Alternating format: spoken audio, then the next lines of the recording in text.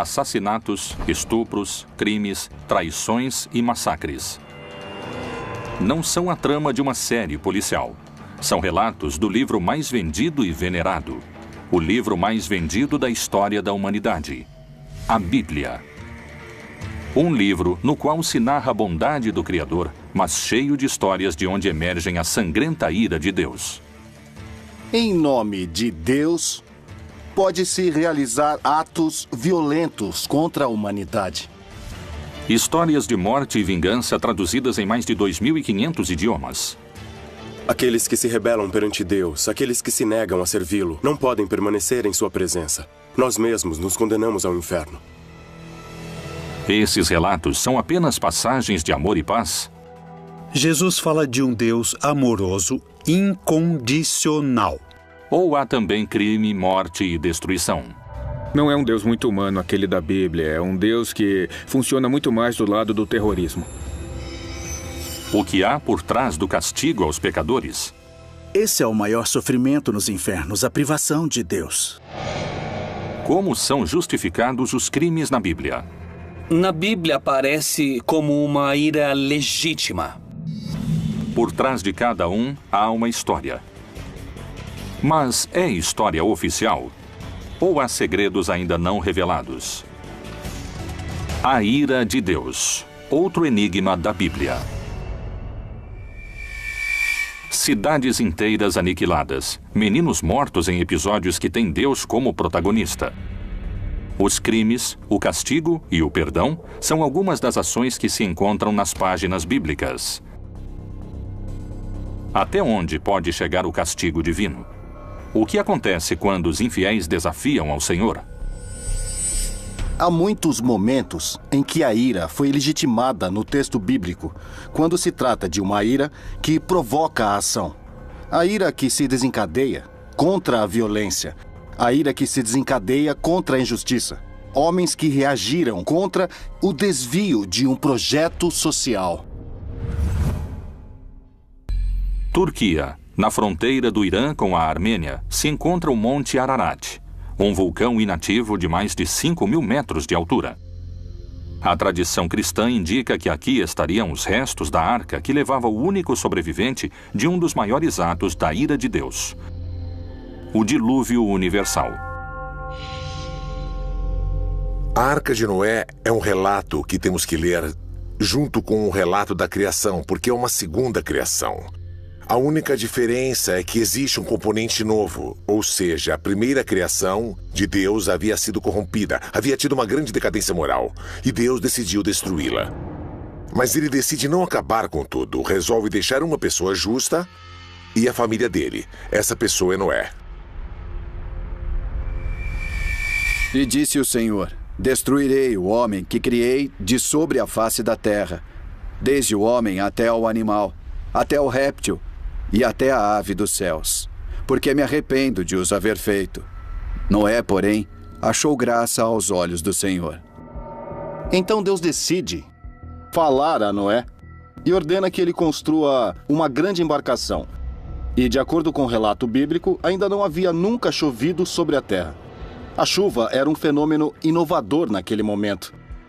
Mas a arca se converteu especialmente num símbolo de salvação, de proteção. Na arca subiriam apenas 8 pessoas. Mas Deus recomenda a Noé salvar não apenas seres humanos, mas também a diferentes animais. Porque eis que eu trago um dilúvio de águas sobre a terra, para desfazer toda a carne em que há espírito de vida debaixo dos céus.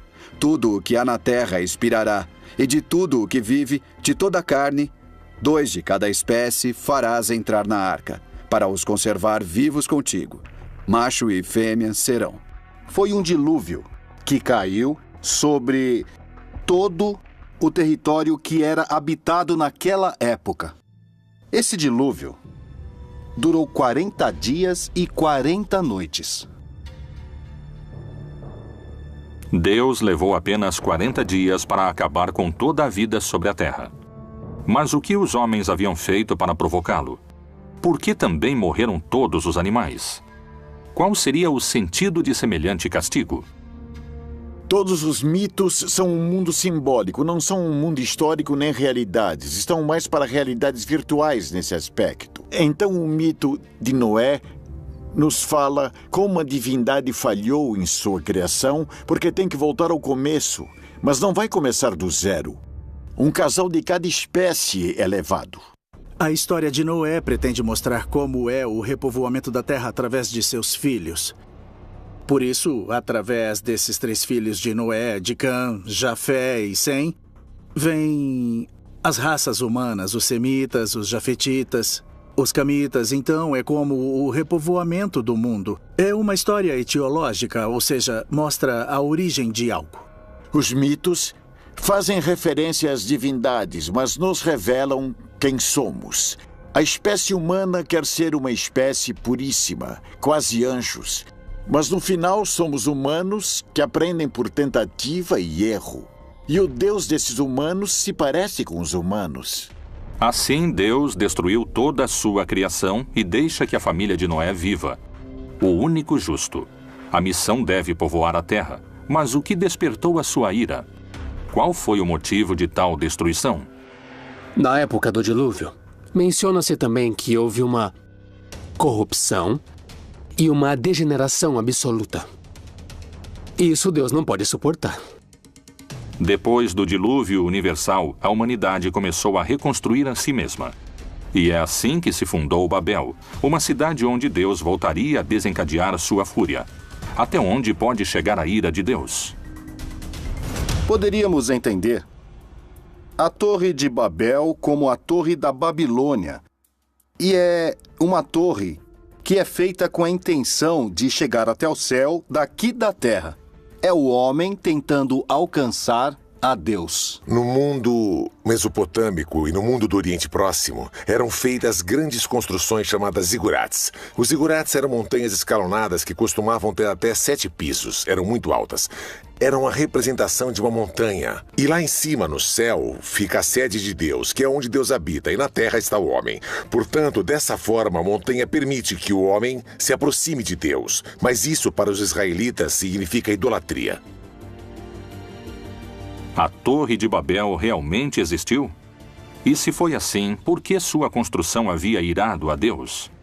Essas não são as únicas histórias que muitos estudiosos vinculam à ira de Deus. O Deus da Bíblia não é bom, é um Deus mau. É um Deus que nos provoca temor.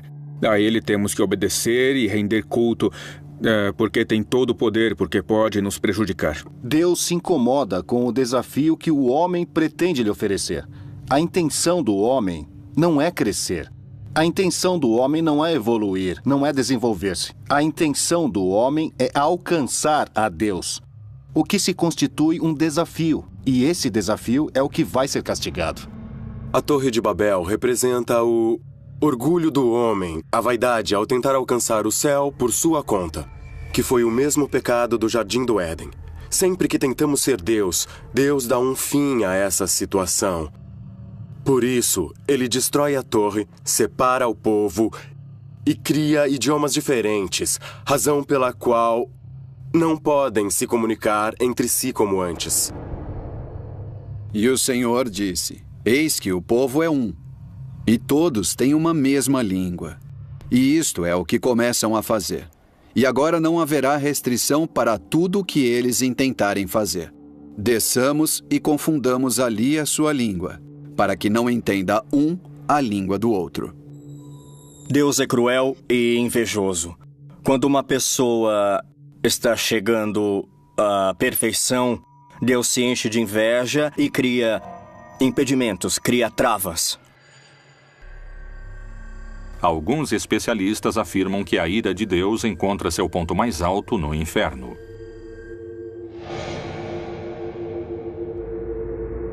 O que diz a Bíblia? Jesus fala de um pai amoroso. Deus como um pai que ama sem medida, sem limites, sem condições, que não se prende às ofensas. Não vos vingueis a vós mesmos, amados, mas dai lugar à ira, porque está escrito: minha é a vingança, eu recompensarei, diz o Senhor. A vingança. Deus pede que seja deixada a ele a vingança como um ato unilateral para ajuste de contas. Não é concebida na perspectiva divina.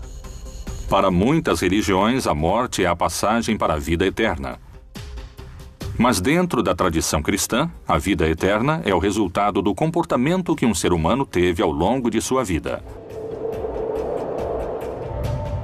A teologia cristã construiu um mapa do castigo divino. Por que Deus criou um lugar para que os pecadores ardam se seu amor é infinito? O inferno é um lugar de sofrimento que Deus fez para o diabo e seus anjos. Os que se negam a servi-lo não podem permanecer em sua presença. Nós mesmos nos condenamos ao inferno. Depois da morte, temos 3 grandes realidades. O céu, para o justo, para o que merece estar cara a cara com Deus. O inferno, para aqueles que definitivamente se condenam. E um estado intermediário onde intensificamos o amor. É o purgatório. O purgatório seria este cárcere que Jesus descreveu e no qual pagamos o que estamos devendo. O limbo é um lugar proposto por diferentes pessoas da igreja ao longo dos séculos para serem misericordiosos em um sentido. Havia os que podem ter levado uma vida virtuosa, mas não sabiam do batismo. Especialmente as crianças que morriam antes do batismo. Assim, o limbo representa uma espécie de paraíso natural, um paraíso celestial. O inferno é uma sala de tortura para que os homens temam ao castigo de Deus? É um lugar que existe realmente? O que Jesus disse no Novo Testamento sobre o inferno? Ele ameaçava seus discípulos com as consequências da ira de Deus? E se o teu olho te escandalizar, lança-o fora. Melhor é para ti entrares no reino de Deus com um só olho, do que, tendo 2 olhos, seres lançado no fogo do inferno, onde seu bicho não morre e o fogo nunca se apaga. Descrever o inferno. Ele é simplesmente um ambiente de privação de Deus. Jesus utilizou várias imagens. Não se trata da descrição física do inferno. Se trata da descrição da situação. É um lugar onde se vive tormentos como se tivessem chamas, como se tivesse vermes. Um lugar de obscuridade. Mas realmente existem o inferno, o purgatório e o céu? Podemos encontrar entre as páginas da Bíblia a descrição desses lugares? Na Bíblia não há o inferno nem o purgatório. Tratam de retomar alguns textos onde Jesus disse que ali haverá choro e ranger de dentes. Ele está falando do purgatório. Outros dizem, não, está falando do inferno. Mas isso não existe na Bíblia. O limbo não é bíblico, o purgatório, nem o inferno eterno e nem o céu. O céu é como estar perto de Deus, sim. O inferno como distância de Deus, sim. Chamas, diabinhos, um Satanás que manda nos demônios. Isso foi um invento medieval. É claro que se presta a manipulações para interesses políticos, para interesses religiosos. A ira de Deus pode condenar as almas dos pecadores a uma agonia eterna? De que maneira poderíamos evitar sofrer os tormentos das trevas? Existe uma instância de perdão na religião católica que conseguiria impedir a descida aos infernos? A confissão é um invento da igreja basicamente para obter informações e controle social. Na antiguidade não existia o sacramento da confissão individual. Isso foi inventado por um inquisidor, o imperador Justiniano.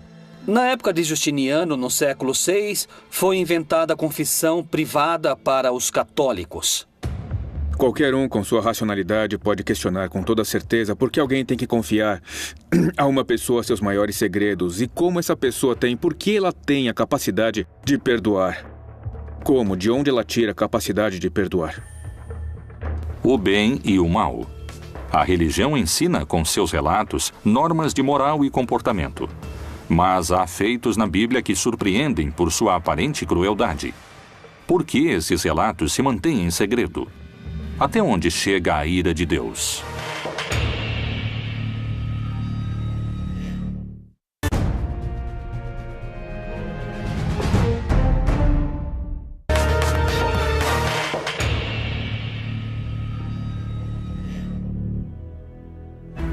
A ira de Deus se desencadeia com força sobre os crentes pecadores. O que acontece com os ímpios? Será que Jeová é mais cruel com aqueles que creem em outro Deus ou renegam o seu poder? O pecado é, segundo os estudiosos, uma transgressão voluntária dos preceitos religiosos. Quais castigos mortais teriam sofrido os que se dispuseram a pecar? O pecado é o que não é permitido dentro do decálogo do que é a religião. Os pecados capitais não vêm da Bíblia. Sem dúvida que a ira é um dos pecados. Na igreja o chamamos de pecados capitais. Ele é um pecado que pode engendrar outros. E Deus nos pede para nos desfazermos de todo tipo de pecado, inclusive da ira. Os mais importantes são os que nascem no corpo e precisam do corpo para pecar. Deixa a ira e abandona o furor. Não te indignes de forma alguma para fazer o mal, porque os malfeitores serão desarraigados. A ira é quando você não controla a irritação.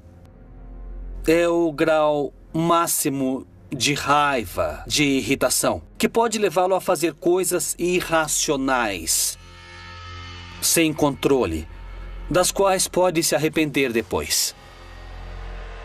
A mensagem da Bíblia é que os homens devem desfazer-se da ira. Mas, para alguns especialistas em religião, isso não se atribui ao exemplo do livro sagrado. Existem passagens bíblicas nas quais a ira de Deus causa catástrofes para a humanidade? Para muitos investigadores, a Bíblia ensina a amar, para outros, a temer. As pessoas creem que há uma legitimidade em se sentir irritado quando há discriminação, quando há injustiça social, quando ninguém ajuda os pobres, quando há todo um sistema social que gera mais pobres. Então, na Bíblia aparece como uma ira legítima, lícita. Que conduta leva o homem ao caminho do inferno? Uma das histórias mais conhecidas da Bíblia, a de Lázaro, parece se aproximar de uma resposta. Em João 3,36, Jesus disse: Aquele que crê no Filho tem a vida eterna, mas aquele que não crê no Filho não verá vida. Mas a ira de Deus sobre ele permanece. Havia um homem rico que permanentemente estava em banquetes, que vivia em opulência. E aos pés de sua mesa havia um pobre, que era chamado Lázaro. Lázaro desejava que ao menos as migalhas da mesa do Senhor caíssem para ele poder se alimentar, mas nem as migalhas caíam. E enquanto isso, os cachorrinhos lambiam as chagas que tinha em seu corpo. Os dois morrem.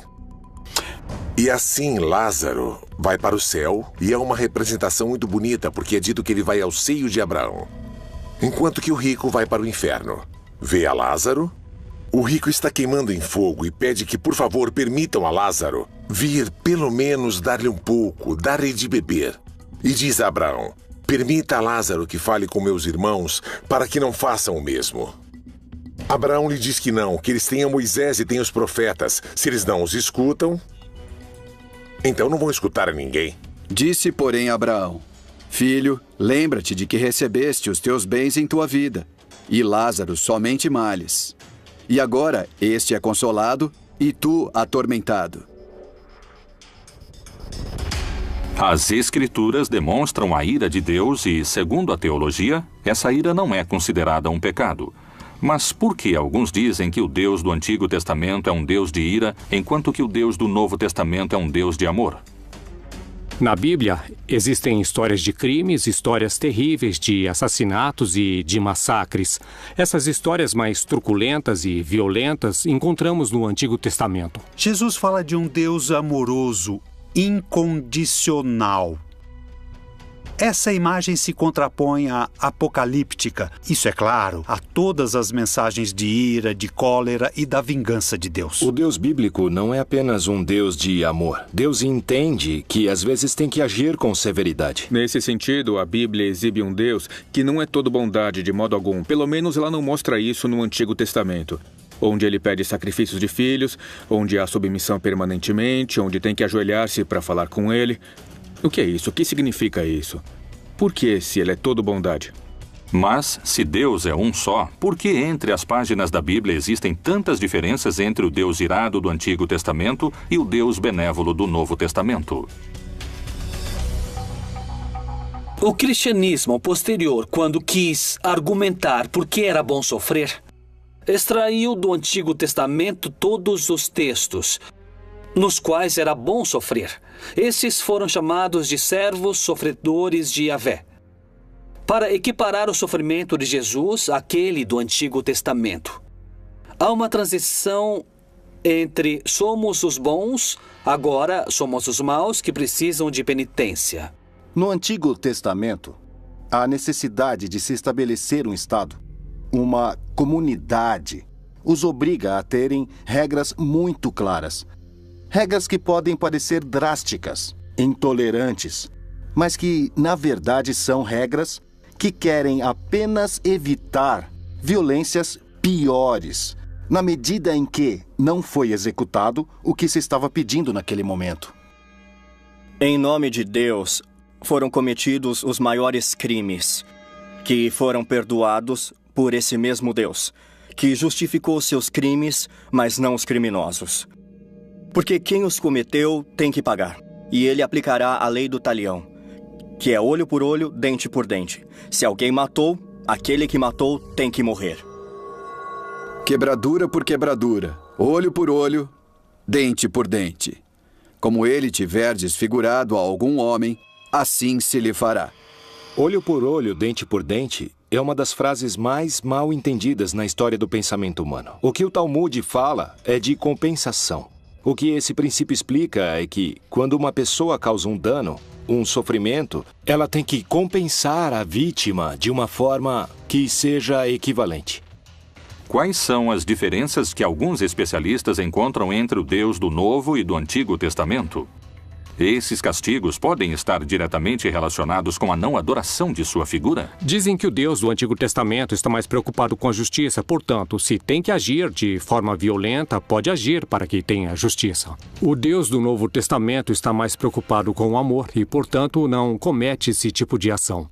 Temos que nos lembrar que quando perguntaram a Jesus qual é o principal mandamento, Jesus não contesta nenhum dos 10 mandamentos. Ele menciona 2 mandamentos que estão no Antigo Testamento, mas não entre os 10, que é amarás ao teu Deus e amarás ao teu próximo. Qual é a mensagem de Jesus? Nunca julgue, porque como você julgou, será julgado. No Antigo Testamento se encontram outros feitos que provocaram a ira de Deus. No Êxodo, a vontade de Deus avança e se manifesta em 10 pragas que atormentaram o povo egípcio.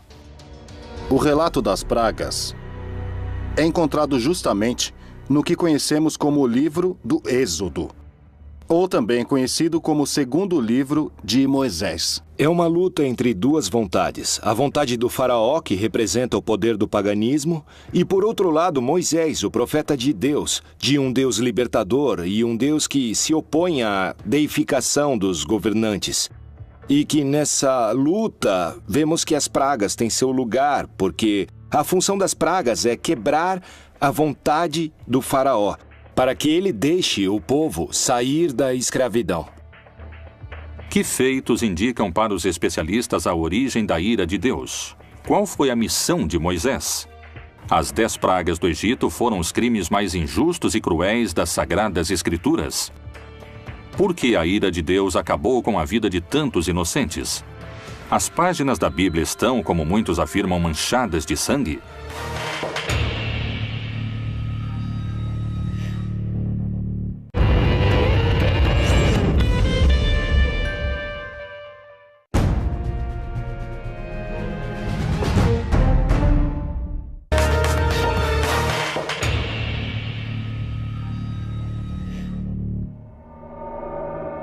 As 10 pragas do Egito são alguns dos relatos mais surpreendentes dos textos da Bíblia. Mas elas realmente existiram? A ira de Deus pode ter sido tão severa sobre milhares de egípcios? Há uma explicação científica que valide o relato bíblico? Moisés tem uma visão, que se apresenta a ele através de uma sarça em chamas e não é consumida. Através dessa sarça, Deus pede a Moisés que liberte o povo de Israel do Egito, como todo bom profeta, Moisés, em princípio, recusa a missão que Deus lhe encomenda e diz que não está preparado, porque eu? Mas Deus insiste que ele é a pessoa. Moisés havia levado uma vida comum até o momento em que Deus se apresentou com uma missão, talvez a mais significativa na história da religião. Moisés vai até o faraó e diz a ele que Deus mandou lhe dizer que deixe o seu povo ir.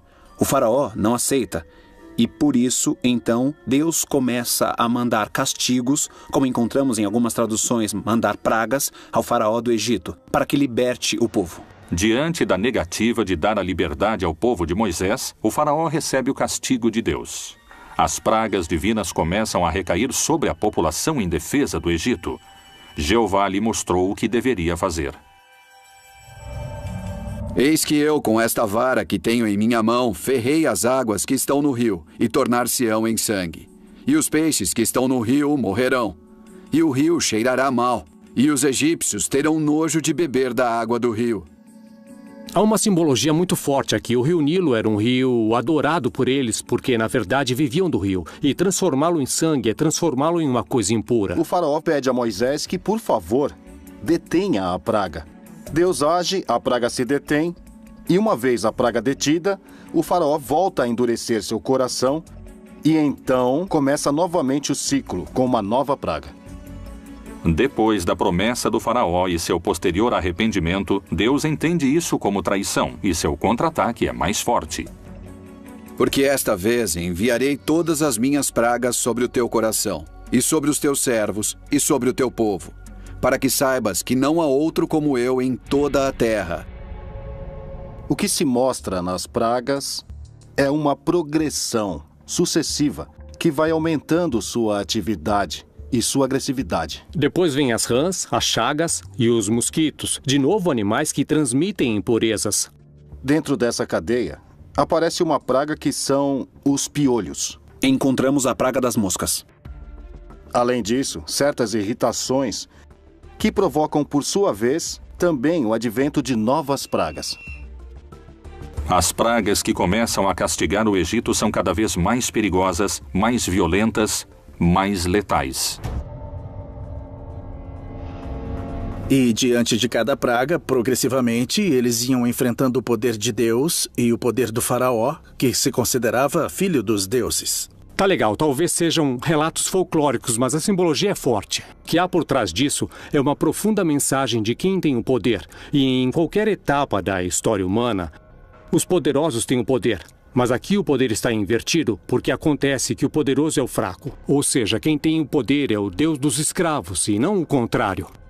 A mensagem que Moisés leva ao faraó da parte do Deus hebreu é um desafio à sua autoridade. E por isso que é tão difícil convencê-lo. Mas a resposta do faraó foi ainda mais desafiadora e fez com que a fúria de Jeová se desencadeasse de vez. Não é um Deus muito humano aquele da Bíblia, é um Deus que funciona muito mais pelo lado do terrorismo. Temos que obedecê-lo porque causa medo, não porque é uma pessoa, porque é um ser que é todo bondade. O Deus da Bíblia não é bom.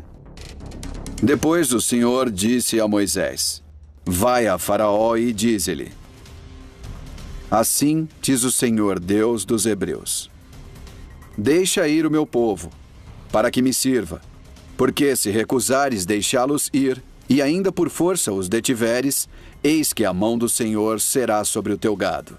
E o Senhor fez isso no dia seguinte, e todo o gado dos egípcios morreu.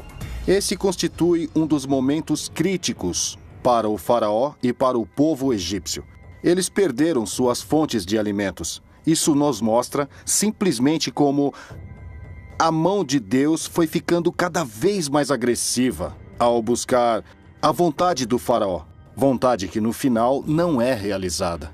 O que temos que entender é que, do ponto de vista literário, do ponto de vista da fé, o que vemos é um Deus da libertação que queria que os escravos servissem livremente e não fossem dominados, versus o todo-poderoso rei do Egito que se nega a isso. Como a Igreja Católica interpreta esses acontecimentos?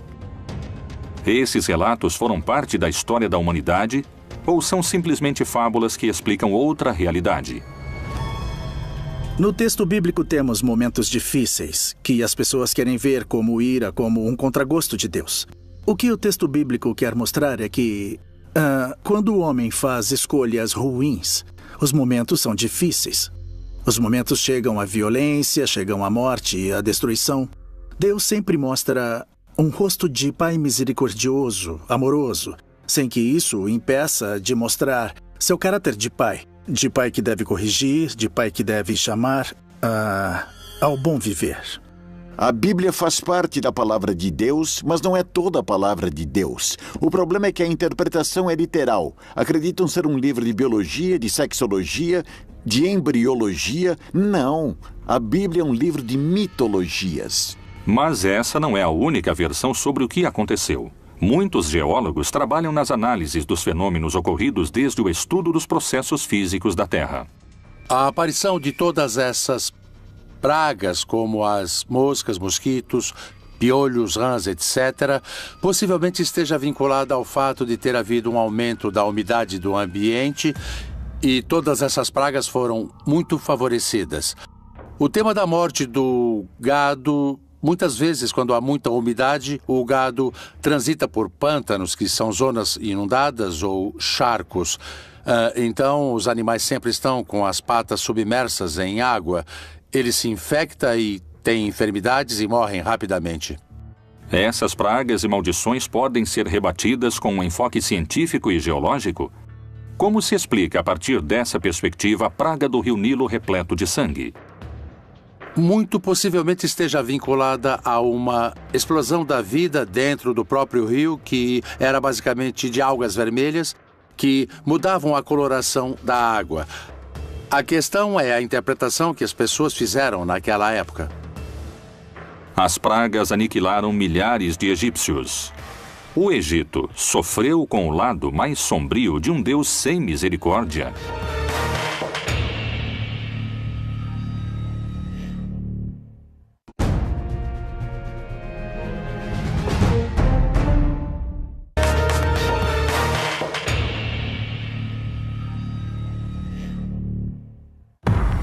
O Antigo e o Novo Testamento são formados por 76 livros. Neles, o Deus Todo-Poderoso aparece como uma deidade com comportamentos vingativos e violentos. A Igreja insiste que Deus é amor, mas Jeová, o Deus amoroso da tradição judaico-cristã, não condiz com os relatos bíblicos de castigos, crimes e genocídios. Que opinião os religiosos têm sobre essas crônicas? Eles justificam a ira de Deus? Em nome de Deus, pode-se realizar atos violentos contra a humanidade. O Deus com ira ou Deus sem ira é um Deus perverso. As religiões vêm utilizando o nome de Deus ou a vontade de Deus ou as suas interpretações desses temas para criar catástrofes, genocídios, matanças, atos de injustiça e a violação de direitos de grupos distintos. Isso é muito claro. Nem jurareis falso pelo meu nome, pois profanarás o nome do teu Deus. Eu sou o Senhor. Os castigos de Deus parecem ser implacáveis, segundo algumas interpretações. Um exemplo poderia ser a história de Sodoma e Gomorra. Esse relato conta que milhares sofreram uma morte lenta e dolorosa sob o fogo de enxofre. Com base nisso, nos cabe mencionar, como vemos em passagens bíblicas, que de repente aparece ou se manifesta a ira de Deus, como por exemplo o dilúvio em Sodoma e Gomorra. Como quando Deus subverteu a Sodoma e a Gomorra e as suas cidades vizinhas. Diz o Senhor: assim ninguém habitará ali, nem morará nela o Filho de Homem. Há uma ordem central a esse povo que havia sido peregrino por 40 anos no deserto e foi acolhido por outros povos porque encontravam-se pessoas no deserto habitando-o. Então, como fora um povo peregrino, pede-se que acolham aos forasteiros, aos hóspedes que são sagrados. E aqui o problema é que esses dois povoados, tanto Sodoma como Gomorra, não amparam os hóspedes de modo sagrado. A violência de Deus nessa história é extrema, desmedida. Especialistas asseguram que, com base na interpretação desses mitos, o nome de Deus tem sido usado em vão muitas vezes para exercer diversos tipos de violência e discriminação. A lei sagrada é para com os hóspedes. Mas então esses povos rompem essa lei sagrada. Não acolhem os anjos como hóspedes. Querem abusar deles. E aqui o problema não é a questão homossexual, é o abuso. A Bíblia não fala disso. Fala de hospitalidade. E isso é o que é castigado nesse mito. Toda tradução tem uma ambiguidade. É o mesmo que traduzir a Bíblia e traduzir uma obra do inglês, um Shakespeare ou qualquer autor. É mais cruel o relato do que se passa, mas essas são coisas menores. Eu creio que não afetam muito aos sentidos. Enfim, assassinar é ruim, não é? Seja quem for. A ira de Deus poderia ser justificada segundo as diversas interpretações das Escrituras Sagradas? A Bíblia não tem o monopólio da violência. Muito menos o Alcorão, nem nenhum outro texto, ou seja, existe violência em todas as tradições. A pergunta é como são interpretados os textos e como são vividos. A ira de Deus é propriamente de Deus e ele sabe quando se deve aplicá-la e quando não. E porque não entendemos sua conduta, não significa que não tenha sentido. A Bíblia, um livro que compila histórias de violência e crimes onde Deus é vingativo e cruel. É necessário o castigo eterno no inferno? Como são justificados os crimes na Bíblia? Quanta violência terá sido cometida em nome de Jeová? A ira de Deus poderia ser justificada segundo as diversas interpretações das Escrituras Sagradas? A ira de Deus, outro dos grandes mistérios da Bíblia Proibida.